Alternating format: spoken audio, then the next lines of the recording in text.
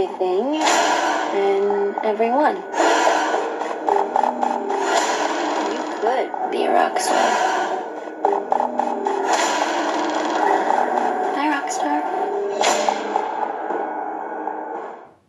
Hello everybody, welcome back to Screenstars. I'm here today to bring you my review for the 2022 horror anthology film Allegoria, a film that is written and directed by Spider-One, who I think is primarily known for music, but, you know, I could be wrong on that. Let me know in the comments. And it stars John Ennis, Scout Taylor Compton, Chris Fox, Tyler Bryan, Aaron Marshall Cohen, Bryce Johnson, Johnny Hawkes, and a whole host of other people, as you would expect with it being an anthology film.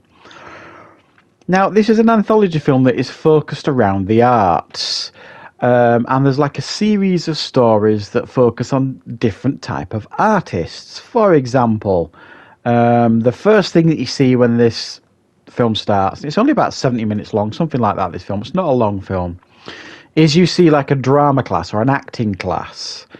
And you kind of think within the first 5 minutes, what am I watching here? And you're almost, well, to be honest, within the first 5 minutes, I was kind of close to turning it off because I'm like, this doesn't feel like it's for me, this at all. And then something happens in this drama class that kind of grabs your attention. You're kind of like, all right, okay, I shall hang fire and I'll see where this goes. So that is like the first story. It's the actors class that kind of ends in a kind of sinister way. The second story that we get, and these stories aren't long at all. I think they're 15 minutes long, something like that, maybe a little bit less. The second story is like a struggling artist who's a bit of a snob. He gets a phone call from someone who he knows, and he's not very nice on the call. The woman who he speaks to on the phone wants to be an actress that he ends up, you know, discrediting, and he thinks he's like the best thing since sliced bread. And as you could imagine, you know, with this being a horror anthology film, you know, things don't go according to plan for this artist. It's almost like his art turns against him, sort of thing. So the third story is about a writer.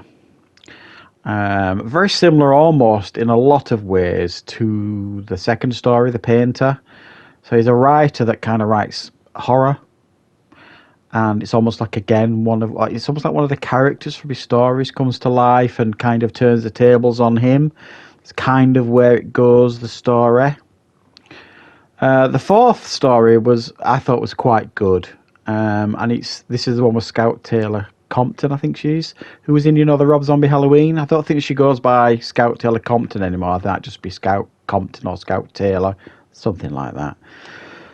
And she's kind of been on a date with this pretty nerdy, neurotic kind of guy who, you know, knows damn well that he's punching above his weight with her, but she's being quite sweet with him and all this kind of stuff. And then she's like a sculptor or an artist sort of thing. She sculpts. That's where the art thing comes into this.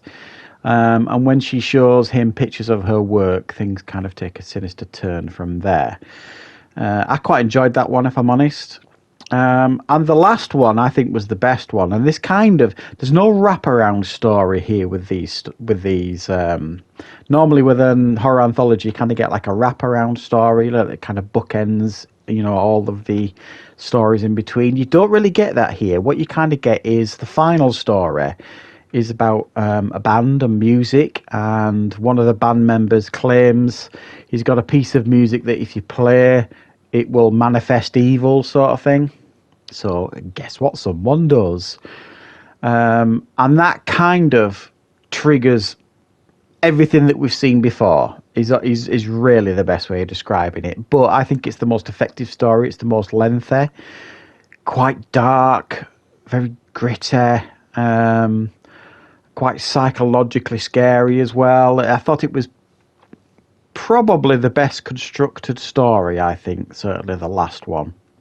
And like I say, it kind of ties everything together. So, I mean, it's short, sharp, and sweet, this anthology film. You know, it's got some decent production values to it, even though it's obviously low budget. It's got some good performances. There's nobody stands out here as a poor performance at all. Everybody, I think, does very, very well. And I think they all are quite watchable, these stories. Some of them feel a little bit pretentious, but that's a lot to do with the subject that it's talking about, which is art. So sometimes it presents art in quite a pretentious way, i.e. the second story with the artist. Other times it presents art in a more throwaway way, maybe like the band members, all that kind of stuff. So and the writer, it kind of just play around with the subject matter a little bit with these stories, and it kind of doesn't get too self-indulgent, is what I'm trying to say. And it's not one of those films that tries to be arty for arty's sake. It's more about, it's a horror anthology film with the subject of art, if you like, different forms of art. So it's quite an interesting subject matter. Some of the stories are fairly well done, fairly well constructed and put together. Is this up there with the best anthology films I've seen in the last few years? No, I've seen a lot better than this, but I've seen a lot far, far worse as well. So I do think this will hold your attention if you like horror anthology films. There's a couple of ones here that certainly stand out. They are quite thoughtful. The subject matter is interesting, but certainly it ain't gonna, change your world or anything like that. So I'm going to be reasonably generous, and I'm going to give this one a 6 out of 10 because there's no major issues with this. I can't point my finger and say, well, this story was terrible, or this acting was terrible, or it's a pretty nicely put together horror anthology film, and certainly worth checking out if you're a fan of the genre. So I hope you enjoyed this review. Thank you very much for watching, and of course I'll be back with more reviews and content on the channel very, very soon.